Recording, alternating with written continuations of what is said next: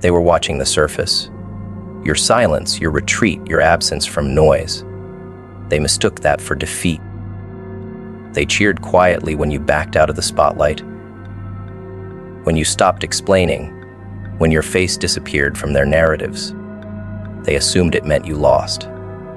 But beneath that surface, beneath the fragile assumption that you had given up, something far more dangerous was happening. You weren't hiding. You were loading a new version of yourself, one that wouldn't plead for recognition, one that had studied every betrayal and used it to design the kind of vengeance that doesn't look like revenge.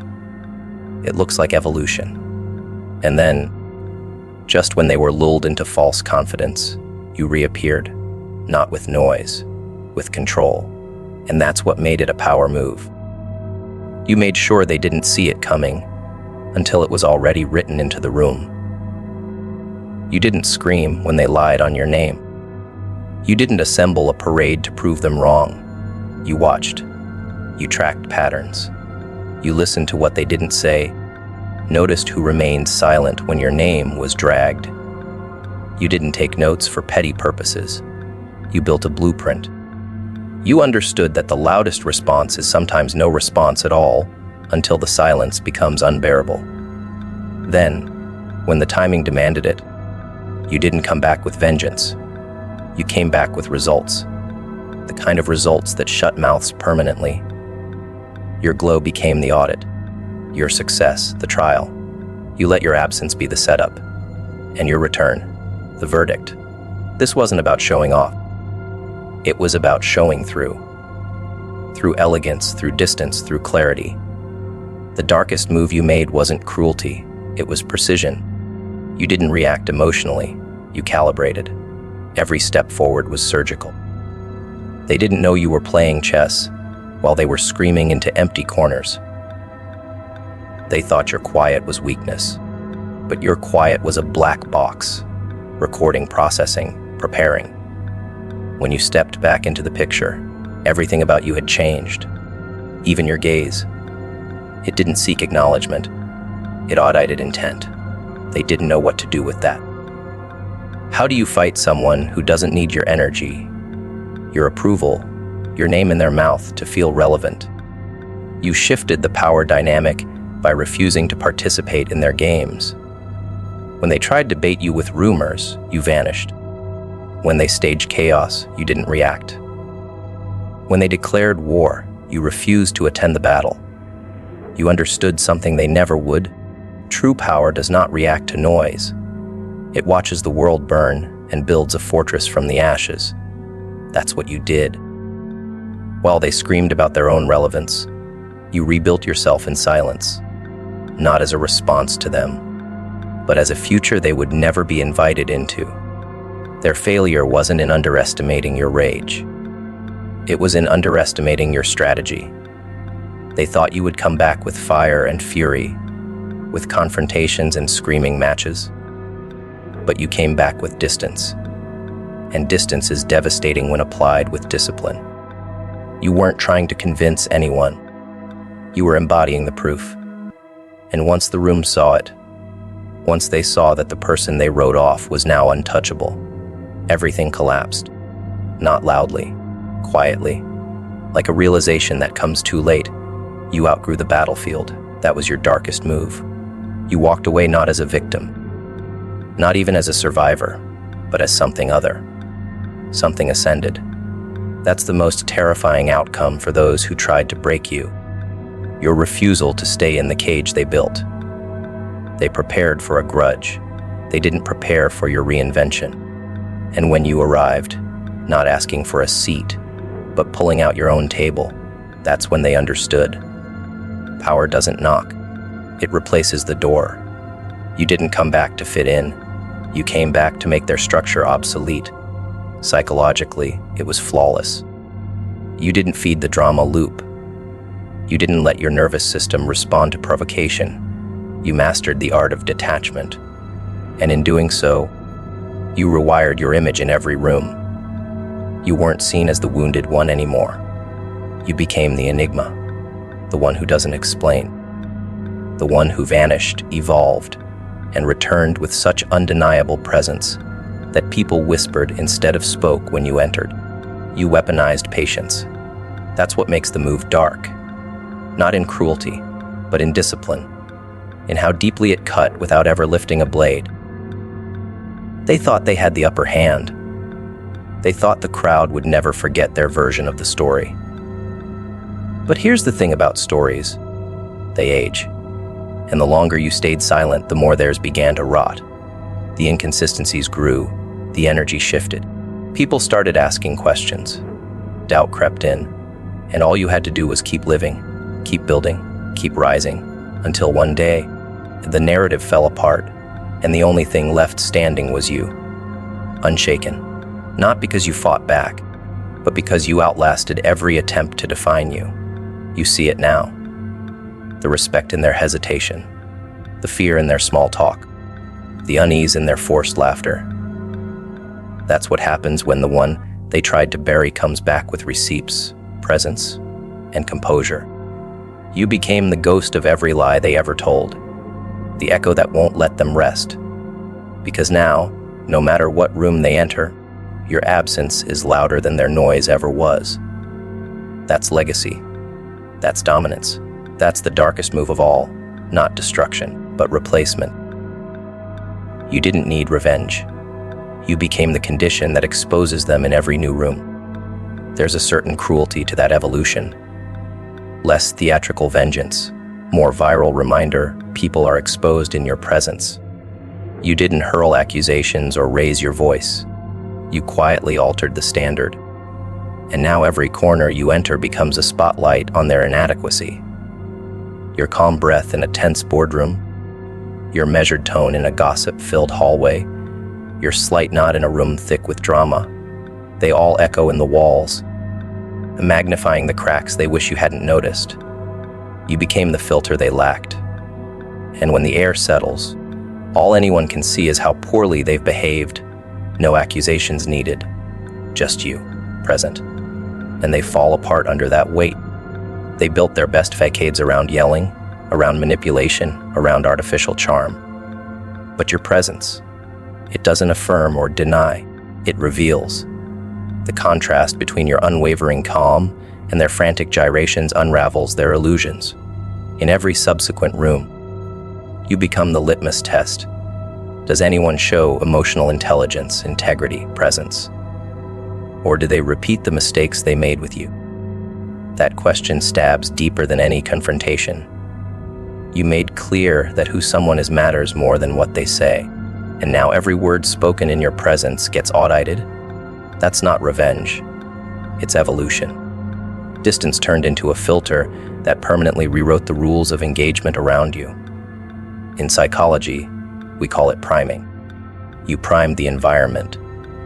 You taught people what level of behavior would hold under your gaze and what level would collapse. And the beauty. They don't even realize it. They walk into new rooms carrying the residue of being exposed around you. It shapes how they behave, calibrates their conduct, resets their boundaries. And if they're unwilling to operate at that level, if they can't carry themselves with the integrity you reference, they accidentally reveal themselves, each time, in public, in professional spaces, in private circles. They become predictable, not because they are predictable, but because they refuse to recalibrate. And you've already recalibrated the world around you. That's the real power move, not striking back, but changing conditions. When you exit a space, it's never your absence. It's the vacuum of consciousness that cleanses the room. They feel you left. They feel the expectation you brought. And they walk into every circle with that expectation still alive. It makes them behave better or show worse. But every single time, your influence is inescapable. You became the gravity in their orbit, not with threats, but with consistency. The cognitive dissonance of being near you when they once ignored the boundaries you demanded. They taste that, consciously or not. They swallow guilt or truth in every breath in your presence. That's the condition. Correction without motive. You taught with silence. Let them call it cruelty. Let them call it arrogance. That's part of the damage. Let people whisper behind you thinking you won't hear. Then you walk in, any room, any conversation, and watch them freeze just a little, not because you threatened them, but because you contained them, an act more devastating than confrontation. Because true dominance lies in shaping the context, not in winning a fight. You're no longer a participant. You're a reference point. And everyone who hasn't met your standard looks like they don't belong. That realization gets under their skin. It dismantles their confidence. It is, in its own devastatingly quiet way, revenge. A slow, burning exposure that never needed igniting. Let's talk psychology again. Impression formation and social comparison. People subconsciously compare present behavior to the standard. You live by a standard so high, so silent, that people internalize it without realizing. They can neither rise nor rest. They must contend with the measure you set. You don't ask for applause. You don't demand obedience. You just are. And that self-possession drills holes in their contradictions. Every space you walk into becomes a lie detector. They carry their past reactions to you like scars, and then stand beside your radiance and realize the scars are deeper than they thought. That's the power move, a lasting, universal recalibration of what behavior is acceptable. You became the measuring rod without precision, intimidating simply for what you are. You never raised your voice. Instead, you raised the bar, and that matters more. Revenge fades, but standards last. They stand, they shape the future. You didn't need to topple them. You just made them aware that they would topple themselves. In every room, every story, every unspoken moment. You turned your presence into a test they never asked to take. And when you return to a place, a school, a workplace, a social circle, you don't just enter. The environment shifts. People stop. They gauge. They reconsider. That shift they can't hide from. That shift is you. That's darker than revenge. That's metamorphosis. Now, people fear being near you, not because they expect confrontation, but because they dread exposure. They know they've behaved beneath your standard once. Now they're afraid they'll do it again. They fear their roles will unravel. Their image will collapse, and you never have to say a word. The condition you embody holds them accountable. Every time, that fear, covert, subtle, constant, is the echo of your power move, and it follows them, room to room, doubt to doubt. That is legacy masquerading as silence. You let them feel in control, then walked away with everything they thought you'd lost. That's the crux, the masterstroke nestled inside a whisper. They set the board, they dealt the pieces, and you followed their choreography with calculated compliance. Smile, nod, acknowledge. Seemed loyal, seemed present, seemed to shrink. They leaned back, confident, thinking they'd reclaimed victory. What they didn't realize yet is they handed you full permission to disassemble their illusion while keeping them convinced they still held the reins. It's the oldest trick in the predator's playbook. Blend in, lull them, then extract all they thought they had stolen from you. They monitored your moves like seasoned hunters once you made yourself small. They believed the floor was clear because you no longer occupied it. They told their version of your downfall in private gatherings and office gossip chains. They laughed at how soft you'd become, convinced you'd surrendered. They casually assigned your name to failure. You let them build that narrative. You let their confidence inflate because it made it easier. The more they invested in their fiction, the more catastrophic your return would feel. And you understood that illusions grow stronger when unchallenged. So you let them bloom. When they gave back your profile to the world, they assumed you'd be destroyed. They assumed amplified humiliation. But you didn't go public. You didn't call them out. You didn't write manifestos or post-martyrdom photos. You merely installed a presence so polished, so reconstructed, that every room you entered began to whisper your name in awe. They had anticipated a pity comeback or a confrontation. You gave them something more, an era. Soon, your rebound wasn't about the past. They'd forgotten what you looked like broken, and they dreaded how far you'd come silently. Every handshake, every glance, every handshake now carried more weight than when you were eager to belong. People looked at you differently. Respect replaced casualness. Doors opened without you knocking. Conversations shifted when you walked in. They thought owning presence meant loudness. You knew it was much more about who doesn't need to say anything. And so, while they thought they owned the narrative, you quietly curated your reality. You didn't prove them wrong. You made them irrelevant. Psychologically, this move taps into the power of recontextualization. Let them see you in a context of weakness, and then reintroduce yourself in a context of strength.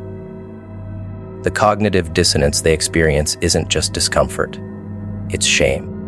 They expect your downfall to align with their assumptions.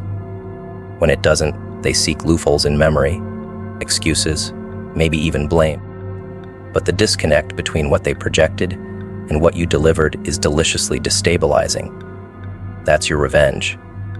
Not the loud clapback, but the lingering echo of presence in spaces they thought they'd dominated. They hang on your absence now. They mark the dates you missed events. They sigh when your message doesn't appear, because your presence had held their chaos in line. And now that it's beautiful again, they realize how far the ground fell without you. That's the irony. While you walked away with everything, their attention, their respect, their silence, they're the ones left measuring what they lost, without spectacle, without drama, without noise. You just moved on. And that haunting absence, it's the loudest signal of all. Let them talk about your ghost. Let them say you faded away, because fading away becomes legendary when what remains is proof. In college, they learn about ghosts on paper. In life, they learn ghosts when their business meets yours. But you never show up, but history does. You didn't crash the system. You reprogrammed it while they slept in it. And now every system you re-enter collapses into order. They realize how broken it was, and they miss the architect they dismissed. You turned the table, not in front of them, but behind the scenes. You built anew. You rewrote every assumption about who you were. They thought they'd locked you in your reputation. You used it as the foundation to build an empire over their heads. They talk about how you left, as if leaving had been weakness. But leaving was the power move, because you left with your pride intact, your integrity untarnished, and your blueprint intact. And they didn't even know what you had until they couldn't measure it anymore. It's poetic they strived to take from you. Status, identity, recognition. You let them think they'd taken it all. They believed they were slaying your myth. But in truth, you were forging a legend they couldn't even glimpse. One built on restraint, on stealth, on discipline, on refusal to be someone's project, on refusal to answer to a story not written by your own experiences. You are now the silent reference they can't compete with, and every room you step into becomes a silent torture chamber for their assumptions. Now, when they try to snipe, they don't just whisper about your downfall. They stop themselves. Because you walked away with more than your dignity. You walked away with control. Control over your narrative. Control over your rate of return. Control over who enters your orbit. And when you came back untouchable. They thought they'd stolen all you were. All you needed to do was walk away with what they never could, your sense of self. And as they realized that, the silence becomes your triumph. You didn't need revenge. You became the condition that exposes them, the difference between who you were under pressure and who they are in your absence. You didn't need to respond. Their paranoia did all the work for you. The room whispered it out loud in your absence, your silence, the space you left untouched. You understood what they hadn't yet learned. that no response is an invitation to their own undoing. You didn't speak because chaos speaks best when left unattended.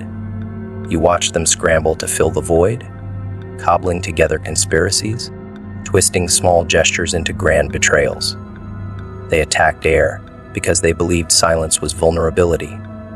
What they forgot was that silence, when wielded deliberately, becomes the loudest form of control. Their paranoia became your voice, echoing your power back at them in every fearful glance, every clipped tone, every shadow of doubt that passed their lips. They answered themselves, and you didn't even have to say a word. They thought your quiet meant retreat. They believed your restraint was exhaustion. They didn't perceive that each moment of non-response was a calculation, a measured stroke in the portrait of your return. They gossiped, they whispered, they amplified every small absence into evidence of defeat. But the only vacuum you left was an absence of reaction, not presence. An absence can be louder than presence when the world is watching the empty chair and whispering, "Where did the power go?" They panicked at their own speculation. They became conspirators in your narrative, and that narrative proclaimed, by default, your invincibility, because the only defense you had to mount was none. Their fear built the walls around your legend. You didn't send emails.